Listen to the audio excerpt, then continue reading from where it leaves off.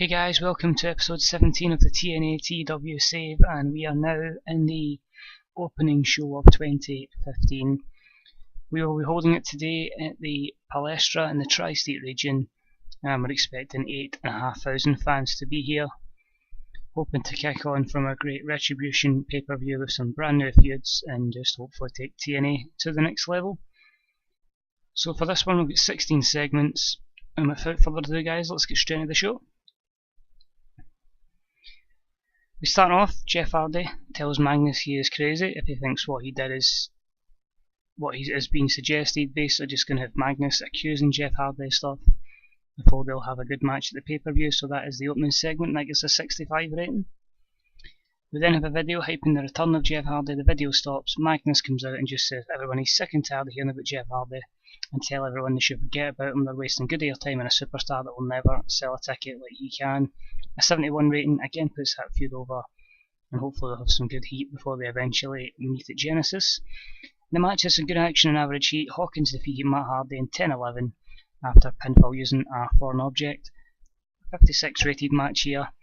Good chemistry between them, so hopefully we can keep wrestling a few times. Hopefully we'll get even more between them, more chemistry, better ratings, and hopefully that'll help Hawkins be pushed to the next level. Next up, Chris Demi is backstage with Christopher Daniels and Frankie Kazarian talking about their upcoming match. That gets a 64 rating. Nobody really improves, but that's pretty decent, just the usual average. In a match that had some good action but not much in the way of heat, Frankie Kazarian and Christopher Daniels defeated the Romans in 10 minutes and 21 minutes when Christopher Daniels defeated Robbie E with the last rights. Brooke done some good work at ringside. Jesse seemed off his game, Kazarian was off his game. Good chemistry for both teams and an overall rating of 74, so considering two wrestlers were off their game, that's a pretty good rating. Next up we have the Tonight on Jim Ross's talk show. Was Rhett Titus, who was being interviewed until Kenny King comes in and attacks him, continuing that feud, and that got a 59 rated segment there, just using the Ross report angle and hoping to try and get some wrestlers over with that. Ethan Carter III then hits Spud with his finisher in the entrance ramp. Spud underperformed, but it gets a 60 rating, and it moves their storyline to the next bit basically. And I don't know, I think I'm going to end it because I really need to try and move Ethan Carter onto something else and really decide what I'm going to do with Spud. But hopefully we'll finish that feud up pretty soon. Washington then comes out on the podium along with Shad Gaspard. Washington hypes his client as the second coming of Pestilence. 62 rated segment there, nothing improved, but again, it's solid, the angles are solid. Then a match had good action but not much with the heat. Shad Gaspard defeated Ted DiBiase Jr. in 8:05 with Magnificent. Shad's off his game, good stuff at ringside by Washington, and only a 46 rating, so that's poor from DiBiase. I might look to future endeavour him soon. The camera then cuts backstage to show Drew Galloway flexing and admire himself in the large mirror. So that's basically just hyping Drew Galloway up for his match, 58 rating. And then Drew Galloway takes on Eric Young.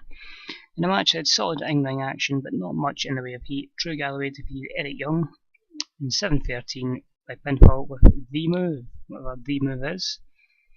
A rating of 50, and Eric Young's improving technical skills are just nothing for EY, so he's basically just a jobber at this moment in time. Then, anticipating the arrival of his mystery opponent, Austin Aries maintains an air of caution in the ring until the entrance theme of Harry Smith hits, and Harry Smith makes his way ringside. 71 rating, and hopefully that should mean a good match. The match has some good action and average heat. Austin Aries defeated Harry Smith 11-19 via pinfall, a 69 rating, and Austin Aries is improving his performance skills, so that's good between them. And that kicks us on to a good angle after it. Austin Aries is celebrating his victory in the ring. Adam Cole runs in and attacks him, beating Aries down to the mat. I get a 74. No worker skills improved there, so that's continuing the feud there, getting a bit more heat in Adam Cole. And then the match has some good action and average heat. Adam Cole defeats Rhett Titus in 14:02 by pinfall, illegally using the ropes for leverage. 80 rating is superb. And that was not a interference there, but that's still good, I'm quite happy with that. And we finish it off with a title match, an bout that featured great action and average heat. Bobby Roode defeated James Storm in 13:29 by pinfall with a Roode Bomb. Bobby Roode makes his third defence of the TNA World Heavyweight Championship. Say 68 rating, good chemistry between the two of them. And James Storm's improving his flying skills, Bobby Roode's improving his rumble and his performance skills. And overall, that gave us a solid 70 rated show, and it has increased our popularity in 16 regions, so that's positive again. Hopefully we're going to get that one step closer to getting to national, and then hopefully we can start getting close to international and then maybe take it on the WWE. The WWE dropped back down to national in this save. So they're definitely there for the taking, it's just whether or not we can capitalise on it. So we'll see what happens if we got a decent rating. Hopefully with a good pay-per-view in the back, this should be decent. And we can confirm that it was a 3.21, so a massive jump from the 283 that we had last week, so nearly up by 0.40 in the ratings, so that's really good. And then it's just us competing against Ring of Honor for the contract of Colt Cabana. So anyway guys, this was this video. This was episode 17 I believe.